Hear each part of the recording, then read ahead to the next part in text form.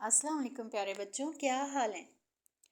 آج ہم آپ کے لیے جو کہانی لے کے آئے ہیں اس کا نام ہے سستی دکان۔ تو آئیے سنتے ہیں اپنی آج کی کہانی۔ ریحام جب سے امریکہ سے واپس آئی تھی وہ بہت پرجوش تھی۔ ہر وقت وہ اپنی باجی اور امی سے امریکہ کی باتیں کرتی رہتی تھی۔ ریحام کو اس کی خالہ نے وزٹ ویزا پر گرمیوں کی چھٹیوں میں نیو یارک بلایا تھا۔ ریحام اپنی خالہ اور خالہ زاد بہن بھائیوں کے ساتھ امریکہ کی مختلف ریاستیں گھوم چکی تھی۔ جن ریاستوں کو امریکی گاؤں کہتے تھے وہ بھی پاکستان کے بڑے شہروں سے کہیں منظم اور صاف شفاف تھیں۔ ریحام جتنا عرصہ امریکہ میں رہی، ذہنی انتشار اور تقابل کے مابین رہی۔ ہماری گلیاں اتنی صاف شفاف کیوں نہیں ہو سکتی؟ ہم سچ کیوں نہیں بولتے؟ ہم ایک دوسرے سے حسد کیوں کرتے ہیں؟ وقت کی پابندی کو ملحوظ خاطر کیوں نہیں رکھتے؟ ہم ایک دوسرے کو دھوکہ دینے میں، پہل کرنے میں لگے رہتے ہیں۔ ہم مقابلے بازی کرتے ہیں، کپڑوں میں، زیورات میں، دکھاوے میں۔ ہم پڑھائی میں اور ریسرچ کرنے میں کیوں آگے نہیں ہیں؟ ہم ایک دوسرے کا مذاق اڑاتے ہیں۔ ہم اپنے چھوٹے پیشہ ور طبقے کی قدر نہیں کرتے۔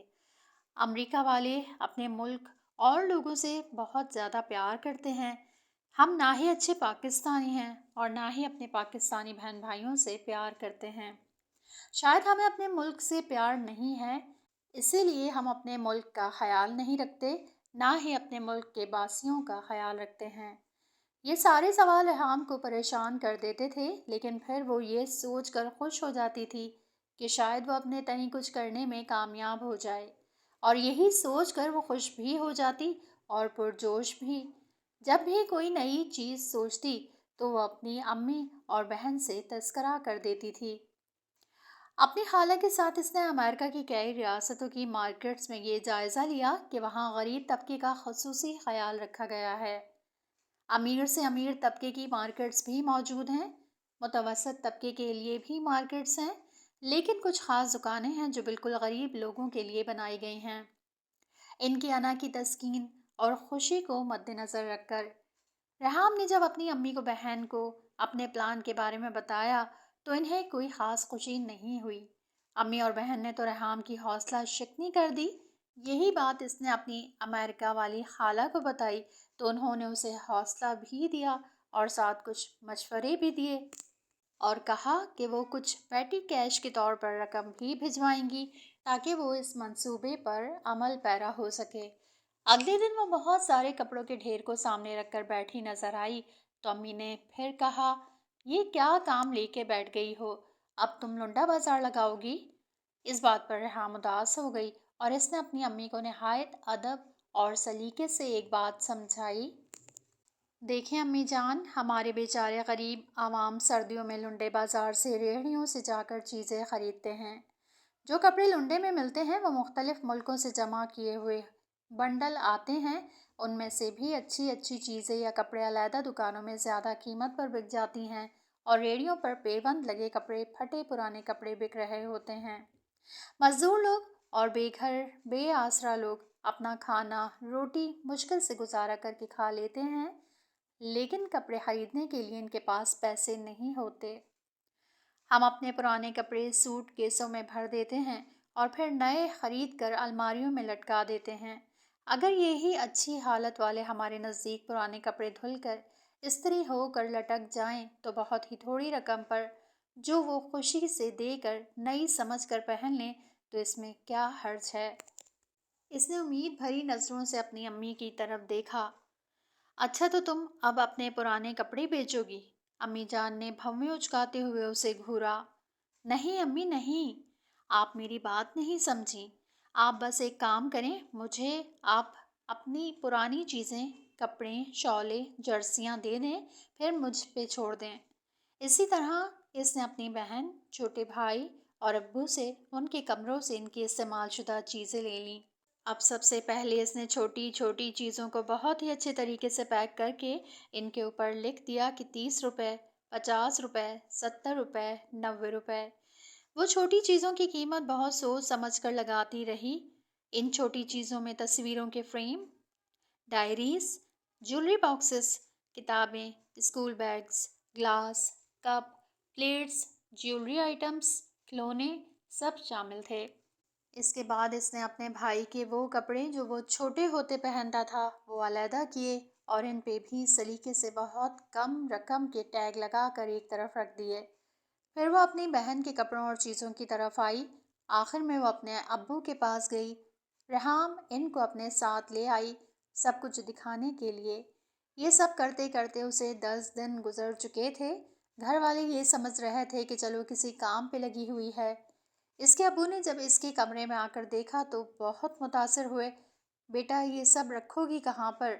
उन्होंने रेहाम को प्यार भरी नज़रों से देखा और सवाल कर डाला। अब्बू जान, ईद करीब है, मैं ये सब मस्जिद वाली गली के सामने लगाना चाहती हूँ, लेकिन मुझे आपकी मदद की ज़रूरत है। अब्बू फौरन समझ गए। उन्होंने इससे कुछ दिन सब्र करने को कहा। अब्बू जान, वक्त बहुत कम है, आप आज ही किसी से बात करें। इसने मिन्नत करने वाले अंदाज में अपने अब्बू के गले लगकर इस अंदाज में कहा कि वो पिघल कर रह गए। अंदर अंदर से वो बहुत खुश थे कि मेरी बेटी अपने पाकिस्तानी और मुसलमान भाइयों के लिए सोच रही है। अगले 2 दिन में उन्होंने रेहाम के लिए एक छोटी लेकिन नहायत मुनासिब दुकान का बंदोबस्त कर दिया। रेहाम ने अपनी दोस्त को साथ मिला लिया। इसने जब चीज़ें देखी तो वो रेहाम के बगैर कहे घर से अपनी चीज़ें ले आई।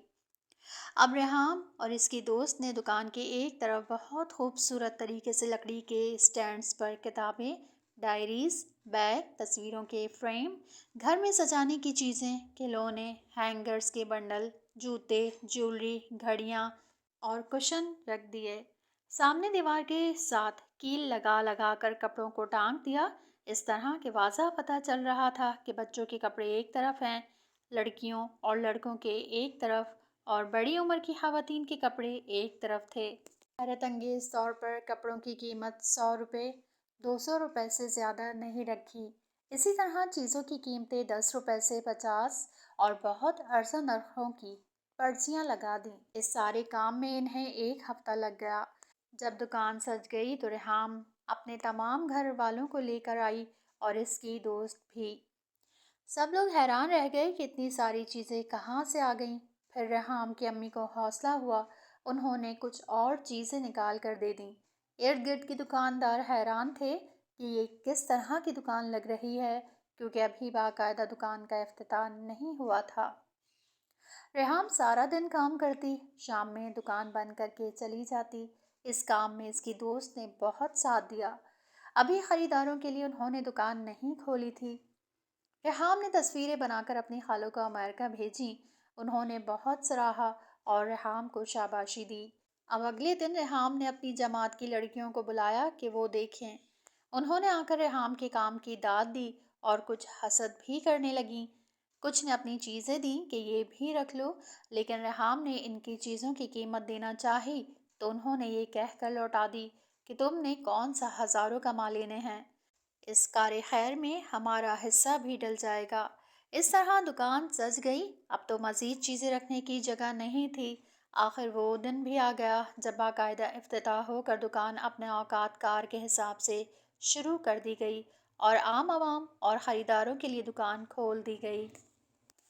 दुकान का नाम रखा गया सस्ती दुकान। इस नाम पे सबको हैरत हुई। अब्बू ने कहा, बेटा ये नाम ना रखो। रेहाम ने कहा, मैं इसका नाम गिफ्ट शॉप भी रख सकती थी, लेकिन फिर कोई नहीं आएगा। नाम सस्ता देखकर सबका हौसला बढ़ेगा और वो एक दफ़ा ज़रूर आएंगे। इस बात पर रेहाम के अब्बू खामोश हो गए। सब रेहाम के जोश को देखकर खामोश हो जाते थे। पहले दिन कुछ लोग आए और तमाम चीज़ों को देखकर चले गए। इक्का दुक्का ने हैरत से कुछ चीज़ों को देखा, फिर इनकी कीमत देखी। फिर वो रेहाम की तरफ देखते थे कि इस तरह तो ये दुकान का किराया भी अदा नहीं कर पाएगी। लेकिन रेहाम बहुत खुश थी। दूसरे तीसरे दिन बहुत लोग आए और खुशी खुशी बहुत सारी चीज़ें लेकर गए। एक खातून तो रो पड़ी कि वो सिर्फ 1000 रुपये में इतना कुछ ले जा रही हैं, जिसमें इसके बच्चों की जर्सियाँ, खिलौने, अपने कपड़े और ईद के तोहफे भी थे। मस्जिद के सामने होने की वजह से दुकान अच्छी चलना शुरू हो गई। आहिस्ता आहिस्ता लोगों को पता चलना शुरू हो गया। रेहाम को जितने पैसे मिलते वो इनसे मज़ीद नई चीज़ें खरीद कर कम कीमत में वहाँ रख देती। جب وہ لوگوں کے چہروں پر مسکراہٹ دیکھتی تو بہت خوش ہوتی۔ اسے لگتا تھا کہ وہ بہت ہی بڑا کام کر رہی ہے، اور وہ واقعی بہت بڑا کام کر رہی تھی۔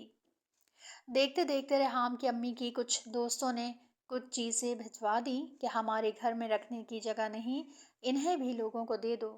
ریحام انہیں تحفتاً کچھ اور بھجوا دیتی تھی۔ جو بھی اپنی چیزیں بھجواتا ریحام اس کو دھلوا کر استری کرتی، سفید پیپر میں پیک کر کے رکھ دیتی۔ خریدنے والی کو بھی پتہ ہوتا تھا کہ یہ استعمال شدہ ہے، لیکن ان کے دل کی تسلی ہو جاتی تھی کہ اتنے خوبصورت طریقے سے ہمارے لیے رکھی گئی ہے۔ عید قریب قریب تھی۔ ریحام کو امریکہ والی خالہ نے کچھ پیسے بھیجے تھے۔ ریحام نے بہت سارے نئے سردیوں کے کپڑے بھی دکان میں رکھ دیے۔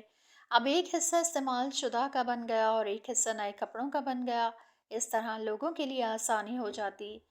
لوگ چیزیں بھی لیتے، پیسے بھی دیتے اور ریحام کو دعائیں بھی دیتے۔ عید کے دنوں میں ریحام نے خریداری کے دوران چھوٹے چھوٹے سے تحفے دینا شروع کر دیے۔ ریحام تو ہر دل عزیز بن گئی۔ اس کام میں ریحام کی دوست نے بہت ساتھ دیا۔ ریحام کی سستی دکان بہت مشہور ہو گئی۔ ریحام شام میں جلدی دکان بند کر دیتی تھی۔ صبح 7 بجے کھولتی اور شام 6 بجے ہی دکان بند کرنے میں لگ جاتی۔ اس طرح وہ دن کے 12 گھنٹے کام کرتی تھی۔ آس پاس کی دکانیں 12 یا 1 بجے کھلتی تھیں اور رات گئے تک کھلی رہتیں۔ ریحام نے امریکہ میں دیکھا تھا کہ ساری دکانیں صبح 5 سے 7 بجے کے دوران کھل جاتی تھیں اور شام ہوتے ہی دکانیں ایک مخصوص وقت پر بند ہو جاتی تھیں۔ لیکن پاکستان میں ایسا نہیں تھا۔ جن لوگوں نے صبح کے وقت خریداری کرنی ہوتی ہے وہ دوپہر تک دکانیں کھلنے کا انتظار کرتے ہیں۔ ریحام کی دیکھا دیکھی کچھ لوگوں نے جلدی دکانیں کھولنا شروع کر دیں، لیکن وہ دکان میں آ کر ہی سو جاتے تھے۔ ریحام کی وقت کی پابندی اور اچھی عادت نے اسے یہ صلہ دیا کہ سب لوگ خریداری کے ساتھ ساتھ اسے دعائیں بھی دیتے اور پیار بھی کرتے تھے۔ ریحام کے ابو نے ایک چوکی دار کا بندوبست بھی کر دیا جو دکان کے باہر بیٹھتا تھا، اور شام کے وقت ریحام اکیلے گھر نہیں آتی تھی۔ جنوری کا مہینہ شروع ہو چکا تھا، سردی عروج پر تھی۔ ریحام اپنے چوکی دار کو بھی نہیں بھولی۔ وہ اپنے ابو کے ساتھ جا کر اپنے چوکی دار کے لیے نئی رضائی، سردیوں کے کپڑے، موزے اور ایک گرم جیکٹ لے آئی۔ چوکی دار اپنے لیے چیزیں دیکھ کر بہت خوش ہوا اور ریحام کے ابو کی طرف دیکھ کر بولا کہ ایسی بیٹیاں اللہ پاک سب کو دے۔ ریحام کے ابو نے ریحام کو خوشی سے گلے لگا لیا۔ پیارے بچوں، آپ کو پتہ ہے ریحام نے اپنی دکان میں جنوری کے مہینے میں رضائیاں بھی رکھنا شروع کر دی تھیں۔ رضائی بہت مہنگی ہوتی ہے، لیکن اگر صاف ستھری دھلی ہوئی خوشبو والی رضائی کسی غریب کو مل جائے تو وہ تحفے سے کم نہیں ہے۔ ریحام نے اپنی دکان میں ہر وہ چیز رکھی جو وہ سمجھتی تھی روزمرہ کے استعمال کے قابل ہے یا روزمرہ کی ضروریات میں شامل ہوتی ہے۔ اب گھر والے، بہن بھائی سب ریحام کی عزت بھی کرتے تھے اور دگنا پیار بھی، کیونکہ وہ سارا دن محنت بھی کرتی اور سستی سستی چیزیں ڈھونڈ ڈھونڈ کر غریبوں کے لیے رکھتی اور جان بوجھ کر کم قیمت رکھتی۔ 2 ماہ میں اس نے وہ عزت اور پیار کما لیا جو لوگ سالوں میں بھی نہیں کما سکتے۔ چاہے غریب ہو یا امیر، خودداری سب میں ہوتی ہے۔